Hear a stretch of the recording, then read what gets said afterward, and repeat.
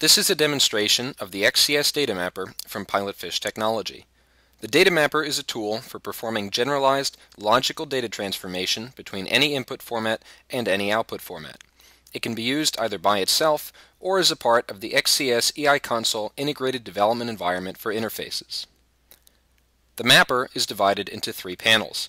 The panel on the left represents the source format, which in this case is a data warehouse database. The panel on the right represents the target format, which in this case is the Accord TXLife standard. And finally, the panel in the middle represents the mapping itself. Here, elements in blue come from the source, elements in green come from the target, and elements in yellow represent mapping logic. Let me show you how we can load the source and target formats into the mapper. That's done through this dialog. We can read the formats in a number of different ways. We can read XML schema definition files directly, which are the standard way of describing XML formats. We can read flat file specifications produced by the XCS file specification editor. We can read example XML files, so even if you don't have a schema or other resource explicitly defining the format or transaction that you wish to read or produce, as long as you have an example file in that format, we can read it in and infer the structure from it. We can read HTML and fillable PDF forms and extract their parameter values. We can read serialized Java objects or Java class definitions and extract their properties. We can connect to a database and download its schema. That's how the source format here was generated. And finally, we can read the Accord PNC and Life schema distributions directly, including the Accord schema file included in their distribution, as well as Accord's proprietary metadata file. Once you've loaded the source and target formats into the mapper, mapping between them is as simple as dragging and dropping. For instance, let's scroll down here to the currency typecode element here in the holding element from the TXLife standard. Currently, the typecode element isn't mapped to something. So let's say we want to map it to the source origin code element from our data warehouse database. We simply select this element over here and drag it onto the mapping tree. And now the mapping has been inserted. Behind the scenes, the data mapper operates on XSLT.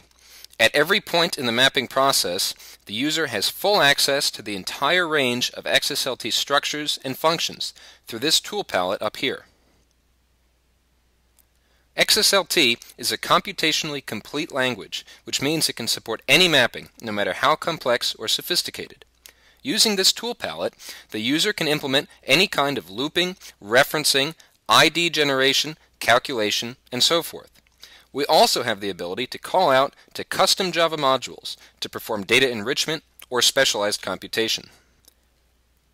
At any point in the process, the user can switch to the XSLT view and view the XSLT that actually implements the mapping that's been generated.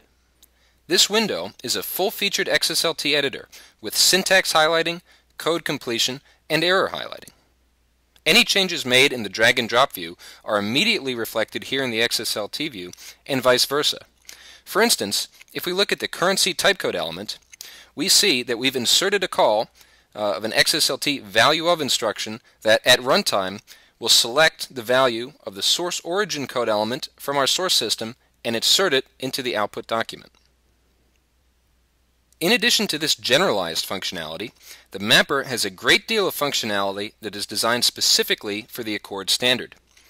I mentioned earlier that we can read Accord's proprietary metadata file. What that lets us do is include documentation for the entire Accord TXLife standard right here in the mapper itself. So note, if I click the documentation tab and move through the various elements of the standard, all of the official Accord documentation for the TXLife standard is accessible and displayable right here within the mapper. We can also search through this, which is very helpful for finding your way through what's become a very large and complex standard.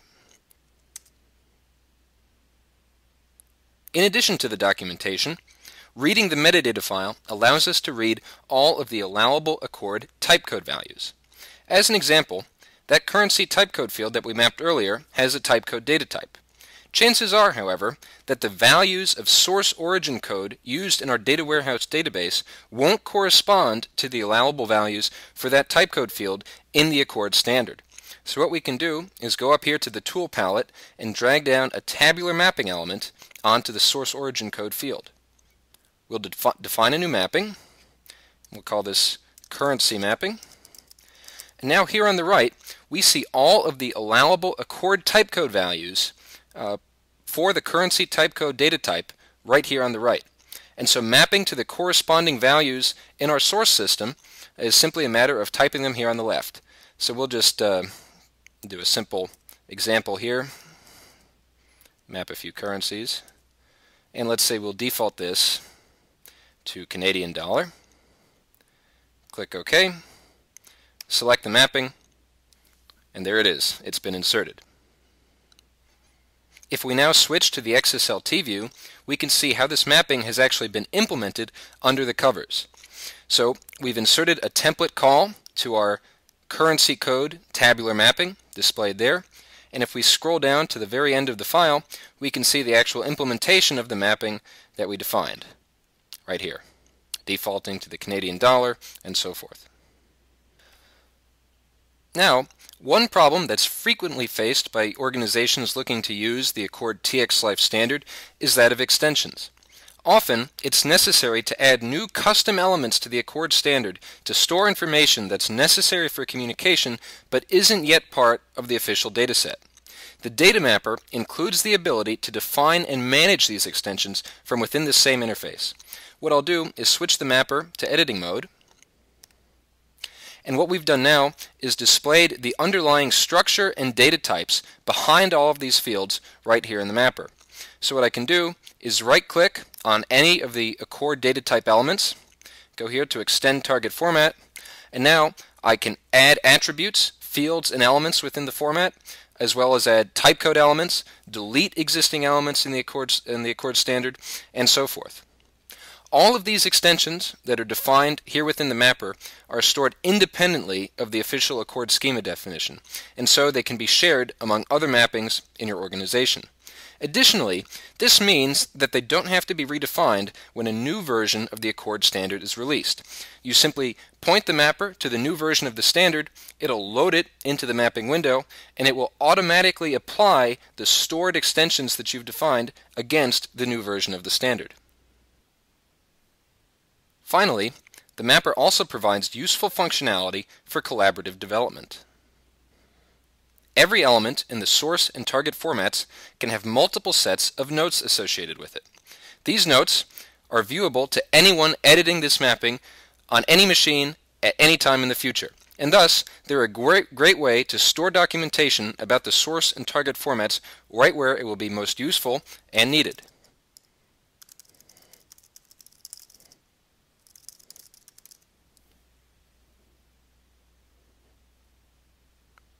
That concludes this demonstration of the XCS Data Mapper.